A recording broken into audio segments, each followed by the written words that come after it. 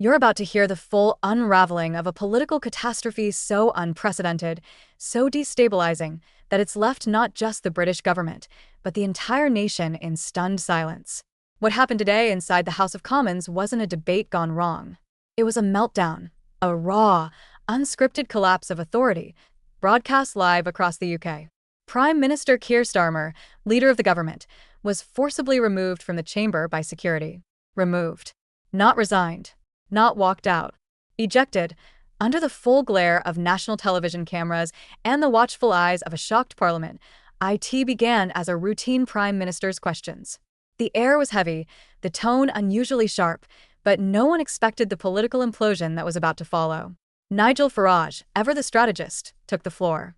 Calm, deliberate, focused. He outlined in ruthless detail the failures of Labour's immigration strategy. Citing record channel crossings, rumored backdoor dealings with Brussels, and a growing public perception of a government without a grip, Farage didn't need to raise his voice. His words cut deep, each one laced with hard data and sharper public sentiment. It was a masterclass in political pressure. But then, something in the chamber snapped. Even before Farage had concluded, Starmer began shaking his head, his expression tightening. Then, mid-session, against all parliamentary norms, the Prime Minister interrupted. What followed was not a rebuttal. It was a tirade. Personal, venomous, and blistering. Starmer accused Farage of spreading hate, of poisoning the public discourse, of not even deserving a voice in the chamber. The fury in his voice was unmistakable. This wasn't leadership, it was a breakdown. The reaction was instant. Audible gasps, stunned faces, even from his own front bench. The Speaker, Sir Lindsay Hoyle, tried to restore order. But Starmer wouldn't stop. He shouted across the aisle, gestured aggressively, his voice rising to an uncontrolled crescendo. That's when the unthinkable happened. The Speaker invoked Standing Order 43, a rarely used mechanism that allows for the removal of an MP who refuses to maintain order. Most people had never heard of it, but now it was being used against the sitting Prime Minister. Security moved in. Starmer was told he had to leave. He refused at first, trying to justify his conduct. But Hoyle remained firm. "This House will not tolerate personal attacks in place of debate," he declared. "You must vacate the floor." And just like that, the unshakable authority of the Prime Minister shattered in front of the nation. An resignation letter. No diplomatic exit. Just security escorting the country's leader out of the Commons. History was made, not the kind that's celebrated, but the kind that haunts governments for generations. Nigel Farage stood silent through the chaos. He didn't smile, didn't mock. When he finally addressed the chamber again, it was a surgical strike. This is what happens when politicians can't defend their record. They unravel. His calm in the eye of the storm only amplified the image of a Prime Minister unraveling at the seams. And the reaction beyond Westminster? Immediate. Explosive. The footage looped on every major channel: Sky News, BBC, GB News. Social media caught fire. Hashtag Starmer meltdown, hashtag PM thrown out, hashtag Commons collapse all began trending. Clips of Starmer's red-faced fury, of security approaching, of Farage standing stone still, became viral symbols of everything broken in British politics. Public outrage followed fast. Not just from the usual political corners, but from pensioners in Brighton, single mothers in Stoke, students in Sheffield. Coffee shops, bus stops, workplaces, everyday people asking, what happened to the Prime Minister? And more urgently, how did we get here? Because this was no isolated eruption. It was the climax of a pressure cooker that's been hissing for months. Illegal immigration surging. Border policies failing.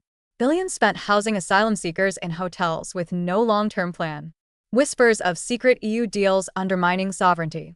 Promises made. None kept. Inside Labour, panic set in. The meltdown triggered emergency meetings among senior MPs and strategists. Internal party divisions that had long simmered beneath the surface boiled over. Some called for apologies. Others demanded resignations. Whispers of a potential leadership challenge grew louder by the hour.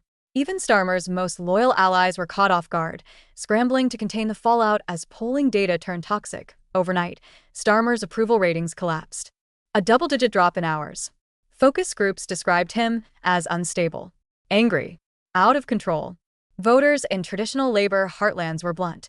We backed him for stability, not this circus. The Tories pounced. So did Reform UK. And Farage? He moved quickly. Within hours, he stood at a press conference just outside Westminster. Calm again, he looked directly into the cameras. What we witnessed was not strength. It was a loss of control. Britain needs stability, not tantrums. That clip? It's now one of the most watched political moments in UK's social media history. Millions of views. Thousands of new supporters. Reform UK wasn't just a protest party anymore. It was looking dangerously like a viable alternative, and then there was silence from number 10. Starmer vanished. No press conference. No apology. Just rumors. Some claimed he tried to apologize privately to the speaker. Others said he stood by his conduct. No one knew the truth. And in the absence of clarity, speculation filled the void. Legal scholars began weighing in.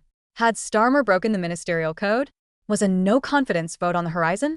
Could a prime minister removed by security still govern with authority?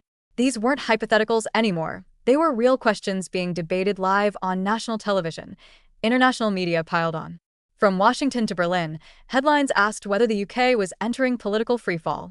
European outlets treated the moment as a cautionary tale. US broadcasters called it the moment British leadership broke live on air. Labour's internal crisis only deepened. Party loyalists clashed over strategy. Potential successors were floated: Angela Rayner, Yvette Cooper, Wes Streeting, all suddenly being viewed not just as ministers, but as leadership material. Calls for a full inquiry into Starmer's conduct grew louder. The constitutional implications of ejecting a sitting prime minister remained unclear, and through all this, Farage kept moving. Reform UK launched regional rallies, campaign-style tours, even capitalizing on disillusioned centrists. Donations surged. Membership grew. And voters who once rolled their eyes at Farage began listening differently. He was no longer just the disruptor. He was starting to look like a contender. As for Labour? Paralysis. Leaks. Confusion. No unified message. No plan. Just a party caught flat-footed, blindsided by a storm of their own leaders' making. Each passing day, without a clear response, deepened the crisis. And so, Britain watches. Wonders. Waits. Will Starmer re-emerge and explain himself? Can Labour survive a leader seen as losing control on live television? Or has the tide irrevocably turned? Has the moment already passed where redemption was possible? One thing is now certain. That explosive afternoon in the Commons has permanently altered the political landscape. It was not just a prime minister's meltdown. It was a rupture in trust, decorum, and leadership. And its shockwaves will continue to shape British politics long after the cameras stop rolling.